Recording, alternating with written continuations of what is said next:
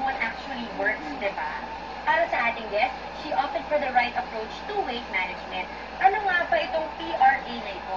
Sabay-sabay nating alamin from our guest. She's a pulmonary physician at naka-experience ng remarkable changes in her health and body after undergoing this program. Ladies and gentlemen, from 124 pounds to 112 pounds. Ayan. Wow. Here's Dr. Marjorie Baltazar. Hi, Eto na, bakit ka naman nag-weight loss ka ng after 124 pounds? Nahiya naman ako, Doktor, sa 124 pounds mo. Actually, tingin ko rin sa sarili ko na hindi mataba. But Tingnan mo si Teo, I oh. have to take care of myself.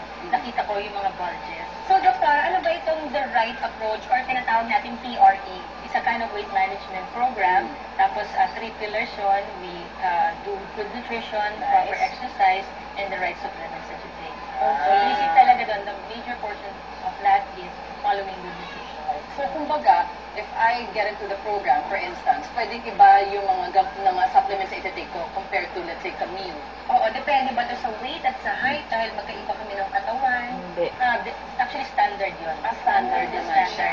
Alright. How long is the program? Bali, it's a full 90-day program. Kasi ang ina-adjust natin doon, yung the way you proportion your food, the way you prepare your food, the way you choose the kind of food that you take.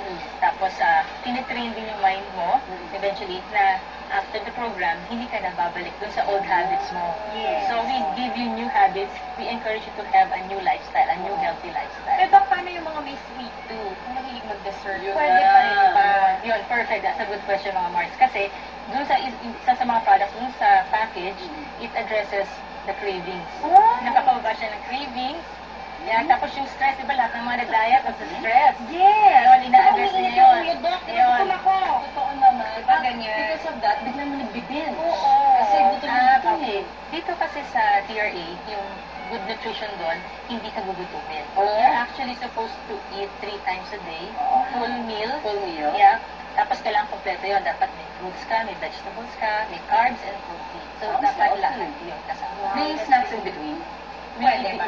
We discourage snacks in between. Kasi nga, pag kinain mo yung full meal, you will not feel the need to snack in between. Speaking of meals, meron ba recipe book? Dinideliver ba to? Di ba iba-iba Or yung... can you prepare it at home? We prefer that you prepare it at home. Alright, okay. So you got that. And then, may exercise ba? Ang exercise dun kasi, roughly 10% lang yung exercise of the Wow. program. If you're already in doing gym or nag-fitness ka na, you continue with that. Continue with that. Ngayon, if you're like sedentary, wala ka talaga ka-exercise at all, we will encourage you to do some kind of physical activity. Nilaglag ka naman. Like walking, I was not walking. Couch potato talaga. Talaga?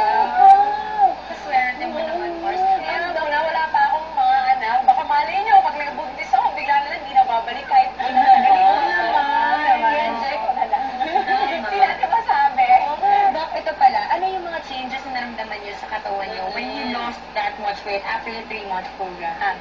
Siyempre, unang-una ko na-feel yung mas mataas ang energy level Yes. ko. Oo. Kasi hindi ako masyadong hinihingal. Ay, ang gusto pa. Oo, hindi ka sa bagod kahit umaakyat ka, Oo. nagdanan. Gusto ko Tapos hindi ako malikot. siya nagkakasakit. Alright. Yun. I get ko yan. Oo, isa yun sa mga na-feel ko talaga. Oo. Siyempre, secondary talaga. Gumanda talaga yung shape ng katawan. Which is yun talaga yung goal mo, di ba? Naging sexy ka. Yeah. Madaling mag-fit ng mga damit. Nandito yung, ano tawag dito? Karadas. Hand. Ginagamit namin to measure how much fat you've lost. Alright. Ang mini-measure talaga yung body composition mo. So, sasabihin niya how much body fat you have, how Alright. much visceral fat, how much appealing fat. It can also compute your muscle mass. Oh, okay. Ano yung goal? Mataas na muscle mass? Ano yung Yeah, you want to improve your muscle mass and decrease your visceral fat. visceral fat? Ano yung sabihin ng visceral fat?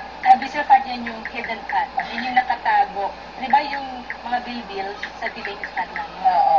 So, hindi masyad. Pangit lang siya tingnan, pero it's not so dangerous. Alright. What really gives you the problem is the visceral fat. Yan yung nakabalot sa organs. Organs. Ano, may fatty liver ka, yun, fatty liver sa visceral fat. Yung mga fat na nakabara sa mga ugat. Alright. Yeah, that's visceral fat. Oh my, ninervous ako. Ano yung mga ini-enter mo kanina na elements? Yung age mo, weight, saka yung height. It's scanning me. Yes. It's scanning me.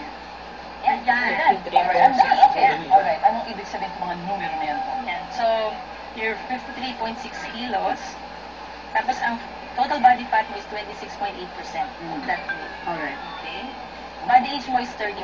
So, you're 2 years younger than your body age.